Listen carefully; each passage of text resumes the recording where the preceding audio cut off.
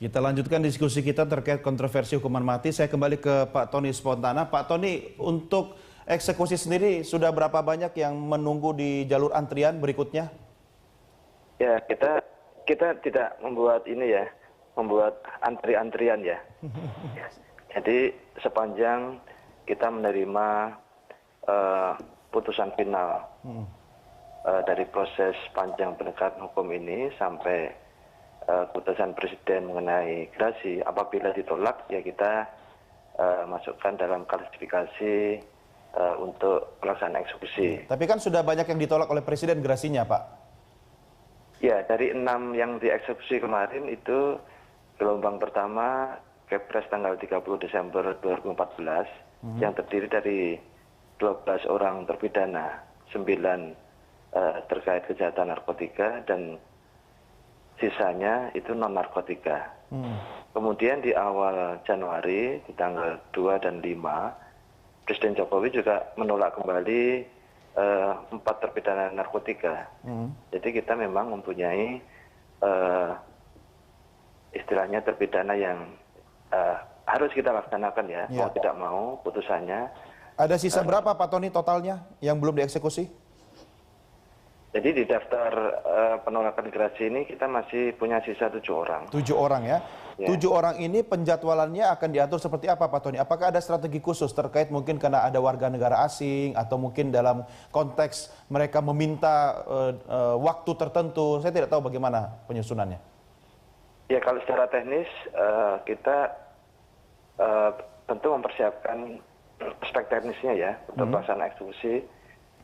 Sembari kita mencermati kembali, kita pastikan memang semua aspek yuridis itu sudah sempurna, sehingga tidak akan terjadi kesalahan sekecil apapun. Seperti pelaksanaan yang kemarin itu kan sudah selesai itu ya, sempurna gitu. Betul. Kita akan melihat kembali yang ketujuh ini apakah memang sudah benar-benar siap gitu.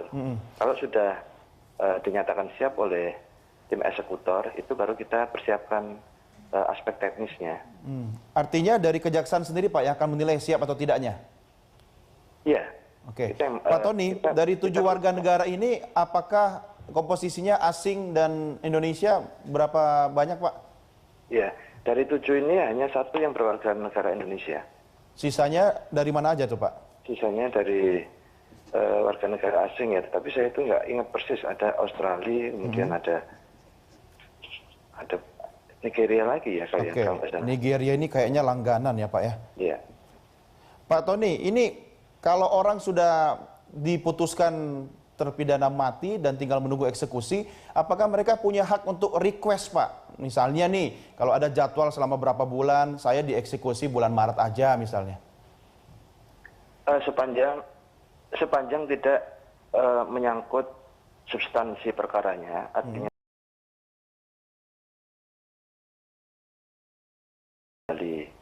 melalui proses peradilan, kemudian gerasi pun sudah ditolak, memang kita hanya akan mempertimbangkan teknis. Teknis itu bisa mengenai tempat dan waktu atau hal-hal lain yang di luar substansi perkaranya. Tapi memang benar Pak Tony, mereka diberi hak untuk melakukan permintaan terakhir ya Pak ya? Ya, permintaan terakhir itu memang di hari-hari terakhir menjelang eksekusi. Tapi kalau permintaan terakhirnya mohon tidak dieksekusi, nggak boleh juga ya Pak ya?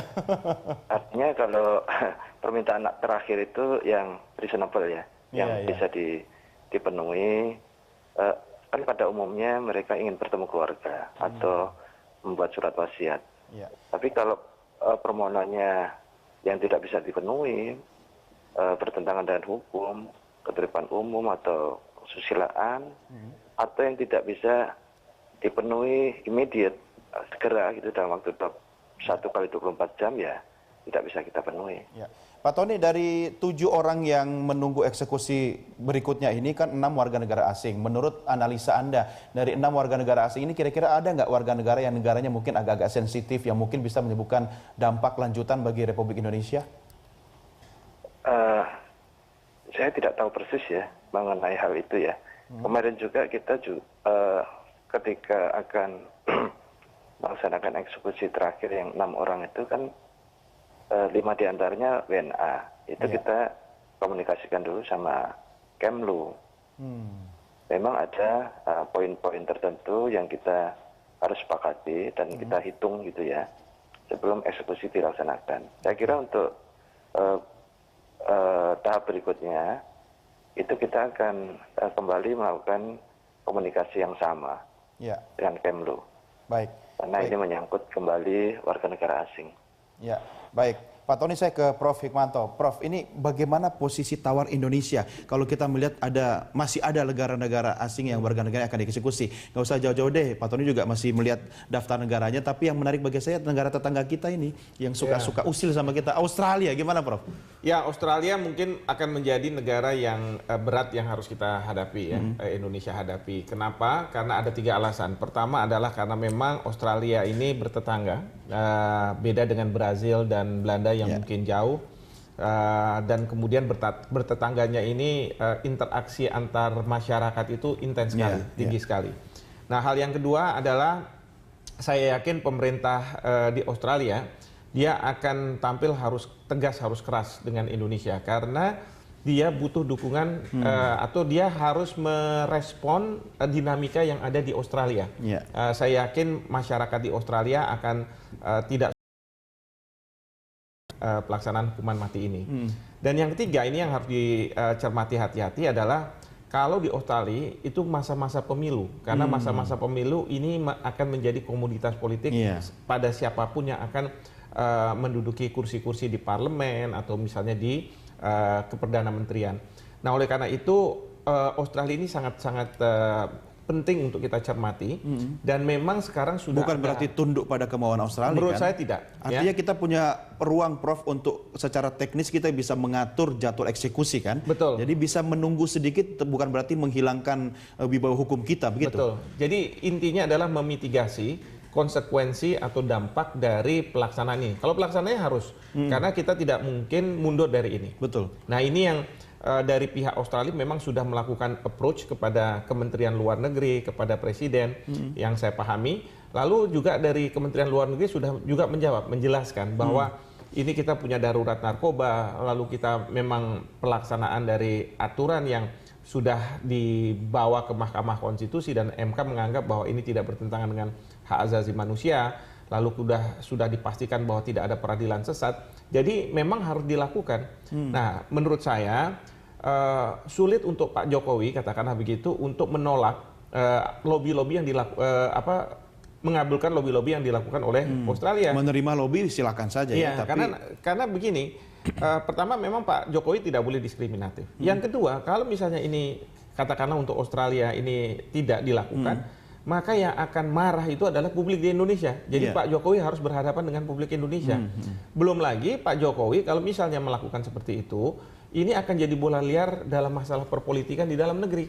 Yang sekarang ini amatan saya berbagai partai politik mendukung apa yang dilakukan oleh pemerintah. Tapi Prof, ini kan bicara hukum. Hukum itu harus ditegakkan. Di negara manapun kita harus menghargai hukum negara itu gitu kan. Betul. Tapi ada nggak dampak dari konsekuensi hukum tersebut kepada ranah politik luar negeri Indonesia dengan negara-negara tetangga yang terkait ini?